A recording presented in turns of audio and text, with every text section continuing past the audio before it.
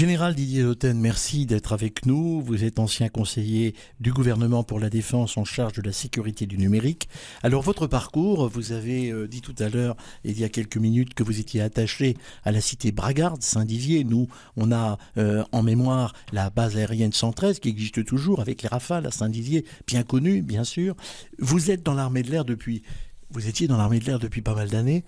Vous avez toute votre carrière et vous êtes devenu général 4 étoiles. C'est assez prestigieux, général 4 étoiles. Ah ben, je vous remercie. J'ai débuté cette carrière en 1978, au plus bas niveau de l'échelle. C'est l'école qui existe toujours, l'école d'enseignement technique de l'armée de l'air, à Saintes, qui est aujourd'hui frappée en fait par les inondations, pour ceux qui ont du mal à cerner où se trouve Saintes, en Charente-Maritime.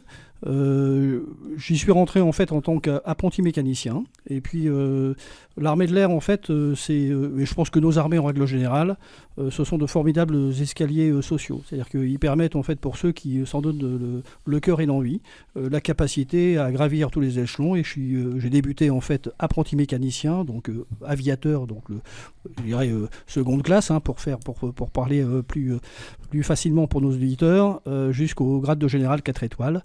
Dans une carrière très diversifiée, tant dans le domaine aéronautique au plus près des avions, puisque j'étais première affectation opérationnelle basée ici, la BA-112 de Reims, feu BA-112, à l'escadron de chasse intrant de Valois. Et puis ensuite, j'ai breaké à un moment donné, c'est le terme d'aviateur, j'ai breaké vers la sécurité des informations en 1992.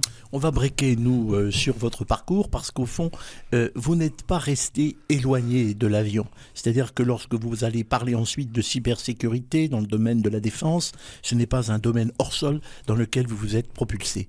Il faut dire que dans votre parcours, vous avez ensuite, j'allais dire, comme on dit, gravi les échelons. Et puis comment, au moment où naissait l'informatique, vous avez pu prendre le train en marche pour vous initier à ces nouvelles technologies qui laissent parfois sur le côté pas mal, peut-être même d'auditrices et d'auditeurs qui nous écoutent. Alors c'est vrai que quand j'ai fait ce break en 1992, l'informatique a été encore très balbutiante et réservée en fait à quelques domaines réservés. Mais quelque part en fait la sécurité de cette information c'est quelque chose, et c'est ce que j'explique aux petits jeunes en fait. J'ai fait une petite intervention tout à l'heure avec Saint-Jean-Baptiste, tout à fait. Je leur ai effectivement expliqué qu'ils s'inscrivaient dans une continuité temporelle. C'est-à-dire que la sécurité de l'information en fait c'est depuis la nuit des temps. Depuis Jules César, et donc c'était un domaine réservé à la diplomatie aux militaires, donc essentiellement sur la confidentialité des informations, et puis avec l'arrivée des technologies, fin des années 70, début des années 80, et cette généralisation et cette diversification de ces technologies, on a eu effectivement le sentiment de sécurité pour ces technologies s'est fait plus prégnant. La défense d'un État aujourd'hui, elle est multipolaire. Il y a bien sûr, on pense au char, ou surtout avec des théâtres européens, mais il y a aussi la technologie, surtout la technologie. Et puis aussi dans la société française, on utilise des technologies. Et la défense, elle s'intéresse beaucoup à la vie des Françaises et des Français d'aujourd'hui. Et donc là, il y a des problèmes de sécurisation des systèmes d'information. Oui, tout à fait. En fait, comme vous le dites, de cette dépendance extrême au système d'information, imaginez en fait un auditeur qui demain ne puisse plus accéder à son distributeur de banque puisqu'il a été hacké par un hacker. On peut imaginer en fait la réaction de la population. Donc on doit se donner des moyens effectivement pour sécuriser ces systèmes d'information qui sont en fait, je dirais maintenant on est intrinsèquement liés à notre façon de vivre. On ne peut plus se passer, je vous disais juste avant l'interview, en fait, vous parlez, je suis venu depuis Saint-Dizier pour pas me perdre, en fait, arriver directement ici. J'ai utilisé le GPS. Sans la technologie, je n'avais pas de GPS. Donc la cybersécurité a cette qualité caractéristique d'être transverse à tous les milieux physiques, qu'ils soient en fait terrestres, maritimes, aériens ou spatiaux.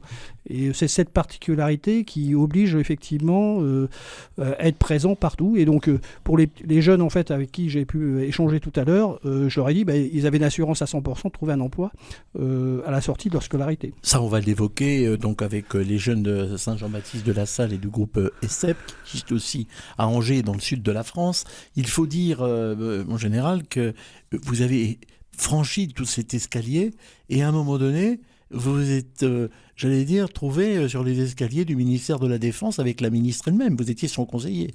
Oui, tout à fait. Enfin, plus précisément du directeur de cabinet de l'époque, sur une mission en fait particulière qui m'a été confiée de proposer une nouvelle organisation de gouvernance de la sécurité du numérique au sein du ministère des Armées.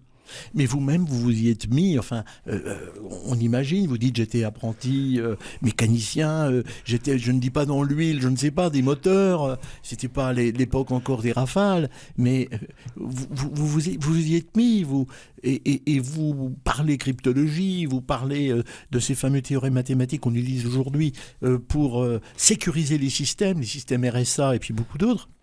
Oui, je dirais que c'est la force aussi de notre institution militaire. C'est de proposer, d'une part, en fait, c'est extraordinaire en termes de formation continue, puisque j'ai eu l'impression d'être toujours à l'école, entre deux activités opérationnelles, et cette force, en fait, de savoir développer les compétences. Et puis, c'est la chance pour ceux, alors je ne veux pas faire de prosélytisme et faire en sorte que tous les petits jeunes que j'ai vus tout à l'heure rejoignent nos armées, mais je ne veux pas être sergent recruteur, mais quelque part, ils pourront trouver dans nos armées une diversité de carrières extraordinaire. En fait, tous les 2-3 ans, on change de métier, et c'est ce qui fait notre force et notre polyvalence. Alors, ces jeunes, vous les avez rencontrés tout à l'heure, et vous dites, dans les emplois militaires, mais aussi dans les emplois civils, aujourd'hui, on recrute. Et vous-même, aujourd'hui, mon général, vous êtes, entre guillemets, on peut le dire, dans le privé, vous gérez, enfin, vous occupez de la sécurité d'une grande entreprise dans le milieu des maisons de retraite, exactement, vous pouvez préciser? Oui, je suis directeur cybersécurité du groupe Clariane, qui est un grand groupe, en fait, de santé sociale, premier groupe européen, dans le domaine santé sociale, sur la partie EHPAD, clinique.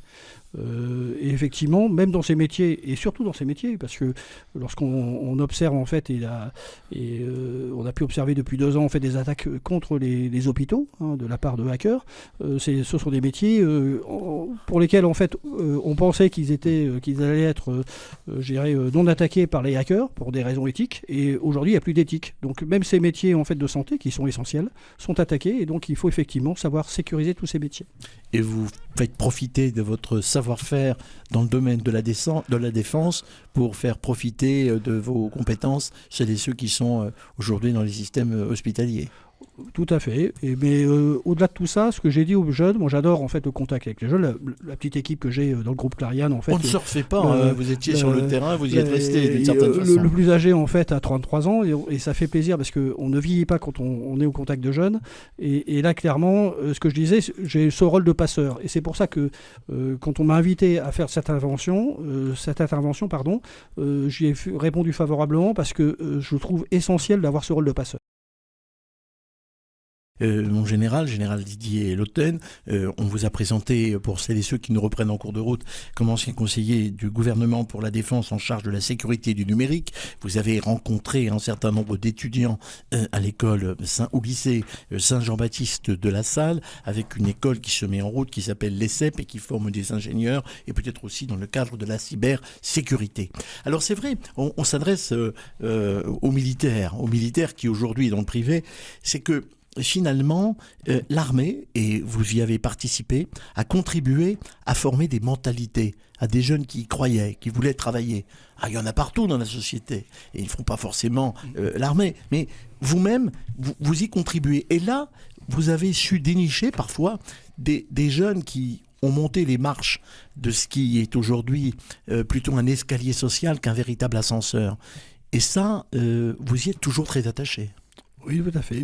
Enfin, je suis attaché effectivement à extrêmement reconnaissant à cette capacité qui m'a été offerte par l'institution militaire de pouvoir gravir effectivement ces marches. J'en suis tellement attaché que je suis président de l'association des anciens élèves de l'école d'enseignement technique de l'armée de l'air par laquelle j'ai débuté.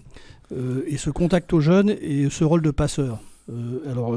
J'ai en fait 2 facettes. J'ai la facette de militaire et puis j'ai la facette de spécialiste en cybersécurité.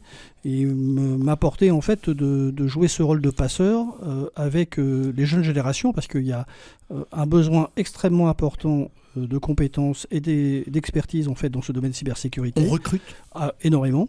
Et donc c'était de faire sentir en fait le but de mon propos qui a duré une petite heure, et après avec des échanges très intéressants avec les jeunes qui sont poursuivis en petit comité, c'était de leur faire sentir que ils avaient les bras ouverts en fait côté tant militaire, puisqu'on recrute dans le cadre de la nouvelle loi de programmation militaire, nous recrutons en fait des cybercombattants, c'est comme ça qu'on les dénomme en fait dans le ministère des Armées, mais dans le privé, parce qu'effectivement avec la réglementation européenne qui sera transposée dans le droit national en octobre 2024.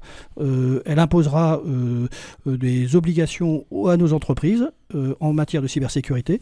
Et donc pour appliquer et mettre en œuvre ces obligations, il faudra bien en fait des compétences. Et les compétences viendront de ces jeunes cerveaux en construction en fait ici au sein de cette école d'ingénieurs. À plus ou moins long terme, il va falloir que toutes les entreprises s'y mettent dans le domaine de la cybersécurité. C'est une obligation. Je dirais qu'au-delà de l'obligation réglementaire, c'est surtout une obligation, je dirais, de survie même opérationnelle. C'est-à-dire qu'on perd une activité, on se fait cyberattaquer, on perd l'activité opérationnelle. Alors vous avez essayé de lancer ce message à des jeunes qui sont en formation, ils sortent du bac, ils avancent et ils cherchent leur voie. C'est pas toujours facile. Et comment s'est passé le contact cet après-midi ? Je pense que globalement c'est très très bien passé, et je pense que j'espère tout au moins avoir assuré ce mode, cette fonction d'éclaireur, et leur montrer qu'il y avait une lumière, et que cette lumière en fait il y avait vraiment une capacité de faire une carrière hyper intéressante dans sa diversité dans le domaine de la cybersécurité. Motivation, lumière qui nous anime. Vous l'avez senti, vous, Laurent Marchand, qui êtes le directeur de l'ESCEP sur le campus de Reims aujourd'hui, avec les jeunes que vous avez fait rencontrer, le général Lauten qui est avec nous. Oui, comme je l'ai dit à nos jeunes, c'est un grand privilège de pouvoir recevoir le général Lauten au niveau de l'établissement. Un retour sur expérience qui est quand même assez exceptionnel sur un métier qui est quand même assez passionnant et qui est tendu par ces jeunes. Et on a pu le voir, cet intérêt des jeunes au travers donc de cet échange, parce que à l'issue de l'exposé qui a été fait par le général, il y a un certain nombre de jeunes qui sont restés pour poser des questions et aller encore plus loin dans l'échange avec le général. Ça vous rappelle vous-même, est-ce qu'à un moment donné, vous, général Lauten, qui avez commencé, vous l'avez dit, en bas de l'échelle de l'armée, si on peut dire, si on peut caricaturer, et que vous arrivez comme général 4 étoiles aujourd'hui, vous avez eu des personnes dans l'armée ou ailleurs, mais surtout dans l'armée, qui vous ont pris par la main pour vous aider à monter cet escalier ? Je pense que c'est le fait de toute carrière. C'est-à-dire qu'on construit une carrière avec des mentors. Et donc j'ai eu cette chance d'avoir à plusieurs moments de ma carrière en fait de vrais mentors, de vrais exemples. J'ai tenté en fait de les égaler, de leur ressembler avec mes particularités, et je pense qu'une carrière quelle qu'elle soit, militaire, privée, peu importe, on a besoin de ces piliers, de ces mentors, de ces références pour parfois nous réaligner, parce que des fois on part un peu dans tous les sens, et je pense que c'est important c'est pour ça que je porte une attention particulière à ce rôle de passeur, de montrer en fait mon expérience et d'inspirer en fait les plus jeunes. Alors vous avez une expérience en métropole, bien sûr, vous avez été sur le terrain, dans les bases aériennes, bien évidemment, mais aussi en outre-mer. Vous êtes allé en Guyane, là vous aviez une responsabilité un peu particulière. Oui, j'étais le commandant supérieur des forces armées en Guyane de 2017 à 2020, donc c'était mon dernier poste opérationnel. C'est une vraie chance pour un officier général, parce que c'est un poste opérationnel à temps plein pendant 3 ans. Je dirais revenir vers la vraie vie des gens, parce qu'on a une responsabilité en fait de nos soldats, parce que là je commandais en fait des soldats, des marins, de l'armée de terre, de l'armée de l'air, avec le danger en fait inhérent à ces opérations intérieures que sont la lutte contre l'orpaillage illégal, la lutte contre la pêche illégale et la protection du centre spatial guyanais, avec malheureusement en fait dans cette vraie vie des moments plus malheureux avec la perte de soldats. J'ai malheureusement perdu 5 soldats en fait en opération là-bas. Mais cette expérience en fait de militaire, et moi c'est ce qui m'a passionné tout au long de ma carrière, c'est ce contact humain et ce contact à l'homme, et cette responsabilité en fait de faire en sorte que ces hommes et ces soldats qui sont prêts à donner leur vie, on les mette en situation telle qu'ils ne l'exposent pas trop. Voilà.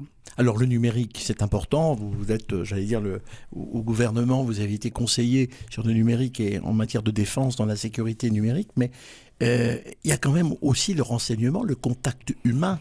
On ne va pas s'y attarder, mais par exemple pour le renseignement, c'est quand même important d'avoir aussi, à côté du numérique, des hommes et des femmes qu'on rencontre sur le terrain et qui vous donnent quelques infos tout de même. Il y a ce renseignement et je profite en fait de la période de l'année où là c'est pour les auditeurs qui ne se fassent pas avoir en fait effectivement ce qu'on appelle les attaques par ingénierie sociale. C'est un coup de fil que vous pourriez avoir de quelqu'un qui se fait passer pour un tel et qui essaye en fait d'avoir vos coordonnées bancaires pour pouvoir accéder à vos comptes. Donc ce renseignement humain... Alexis en a été victime il y a très peu de temps. J'ai pas donné mes coordonnées Oui, bancaires. il a réussi. J'ai eu un brouteur qui est arrivé ce midi se faisant passer pour la poste, pour ceux qui veulent savoir. Voilà. Alors mon général, c'est l'heure de nous quitter, le temps passe très vite, vous allez peut-être revenir un autre jour, puisque vous êtes à Saint-Dizier maintenant, dans cette école où vous allez rencontrer des jeunes, vous les avez trouvés combatifs, en tout cas intéressés, et en tout cas toujours à l'affût de possibilités pour leur avenir. Et vous dites, dans le domaine de la cybersécurité, il y a de la place, il y a des postes, est-ce qu'il faut retenir ? Tout à fait. Et la relève est présente. Et donc c'est très rassurant pour l'ancien que je suis. Merci en tout cas, Général Didier Lotten, d'avoir été avec nous.